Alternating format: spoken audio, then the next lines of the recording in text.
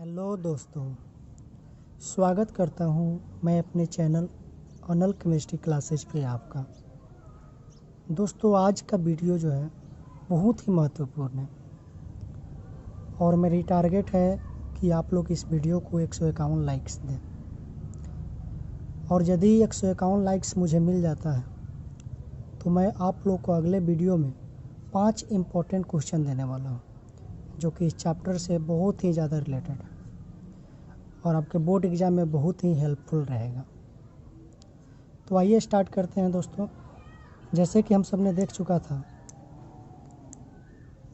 कि crystalline solid जो होते हैं वो कितने टाइप्स के होते हैं, उसके आगे आज हम लोग स्टार्ट करेंगे लैटिस।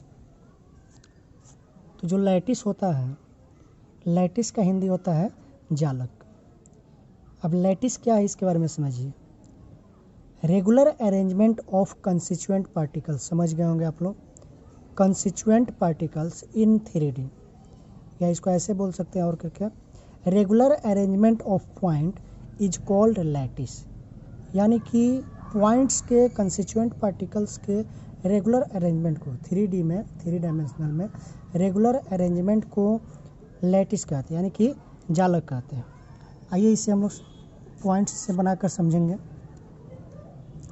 जैसे कि आप सब जानते हैं कि कोई भी जो एटम होता है, एटम का जो शेप होता है वह स्फीयर होता है।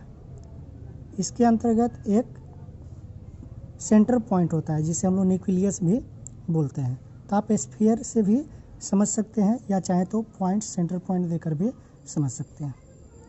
तो हम लोग को पॉइंट को क्या करना है कि एक रेगुलर अरेंजमेंट बनाना है। देखिएगा कैसे रेगुलर अरेंजमेंट बनेगा। पहला सेंटर पॉइंट, दूसरा सेंटर पॉइंट, तीसरा सेंटर पॉइंट, चौथा सेंटर पॉइंट, पांचवा सेंटर पॉइंट, ऐसे करके दर्शाना है। चलिए अब अगला में क्या करते हैं, अगले अरेंजमेंट में कि दो के बीच में एक सेंटर पॉइंट रखते हैं। अब ऐसा क्यों हुआ इसके बारे में मैं अभी बताऊंगा आप सबको। फिर ऐसे ही करके और भी लेयर हम लोग बना लेंगे। लेयर मीन्स होता है परत।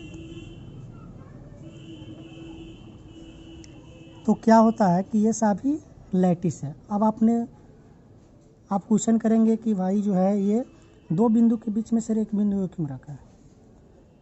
तो यह रेगुलर अरेंजमेंट बिल्कुल है। यदि मान लीजिए आपके घर में एक पार्टी है और आपकी मम्मी कह रही है कि बाबू जो है लड्डू को डिब्बे में अरेंज कर दो, तो आप लड्डू को बहुत सारे तरीक़ा से अरेंज कर सकते हैं।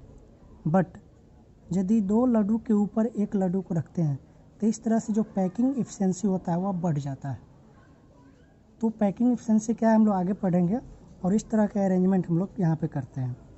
तो कहने का मतलब है कि ये जो आप पॉइंट देख रहे हैं, कंस्टिट्यूएंट पार्टिकल्स देख रहे हैं, सेंटर पॉइंट, इस सभी पॉइंट्स को हम लोग कहते हैं लैटिस पॉइंट। इस जो बन गया आपका उसे हम लोग कहते हैं लैटिस। और ये जो प्रत्येक पॉइंट है, इस प्रत्येक पॉइंट को हम लोग कहते हैं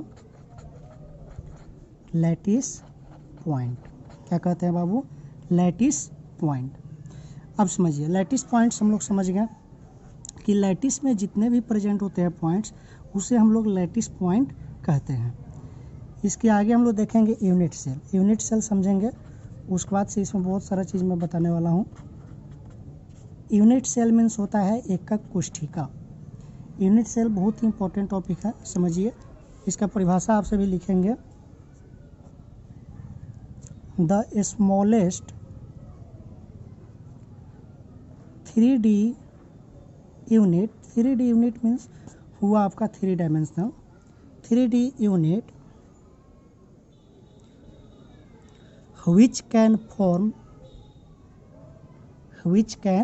form lattice are called unit cell, are called unit cell। यानी कि वैसा 3D यूनिट, वैसा छोटा 3D यूनिट जो क्या कर सकता है, लैटिस का निर्माण कर सकता है, उसे हम लोग कहते हैं यूनिट सेल। या ऐसे ही बोल सकते हैं जिसे रेपिटेशन करने पे लैटिस का निर्माण करता है, उसे हम लोग यूनिट सेल बोलते हैं। जैसे कि यहाँ हम लोग समझेंगे, इस पॉइंट्स को, सेंटर पॉइंट्स को हम लोग 3D में रिपीट करेंगे। जैसे मान लीजिए खैर इस पॉइंट्स को हम सब मिला दिए तो इस तरह से एक स्फीयर बन गया। उसी तरह से एक स्फीयर यहाँ बनाएंगे। चलिए अब इस पॉइंट को इस पॉइंट से मिला देंगे।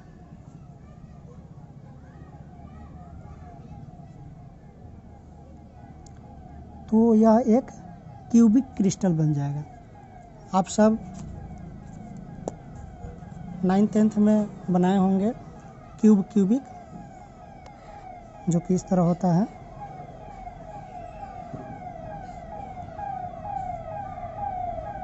बहुत सारा आप लोग बनाए होंगे।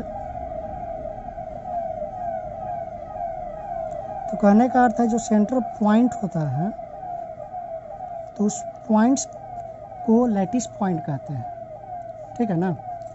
तो जैसे मान लीजिए जो यूनिट सेल है, छोटे छोटे यानी कि 3D यूनिट को बार बार रिपीट करने पर, रिपीटेशन करने पर एक लैटिस का निर्माण हो जाता है, जिसे हम लोग यूनिट सेल कहते हैं। यानी कि तो कहने का अर्थ एक चीज़ समझ लीजिए, जैसे कि ब्रिक यानी कि जो ईंट होता है, ईंट को हम लोग जो अरेंज करते हैं तो 1 ईंट, 2 ईंट, 3 ईंट ऐसे करके, आगे ईंट, पीछू ईंट, ऊपर ईंट, नीचे ईंट, ऐसे करते हम लोग सजाते हैं, अरेंज करते हैं तो एक दीवार खड़ा हो जाता है।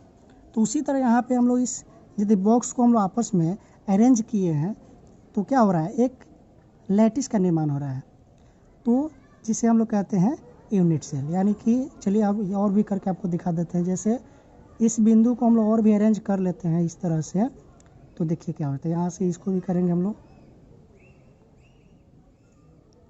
अब इसको हम लोग मिला देंगे, इस पॉइंट्स को भी मिला देंगे। तो देखा आपने, जैसे यहाँ एक बॉक्स बन गया, यह बॉक्स बन गया। तो ये सारी जो बॉक्स बन रहा है, इसी चीज़ को हम लोग कहते हैं यूनिट सेल। समझ गया? किसी को दिक्कत? सिंपल आप लोग याद रखें। छोटे छोटे स्मॉलेस्ट 3D डायमेंशन को आपस में रिपीट करने पर लैटिस का जो निर्माण करता है उसे हम लोग कहते हैं यूनिट सेल, यानी कि एकक कोशिका।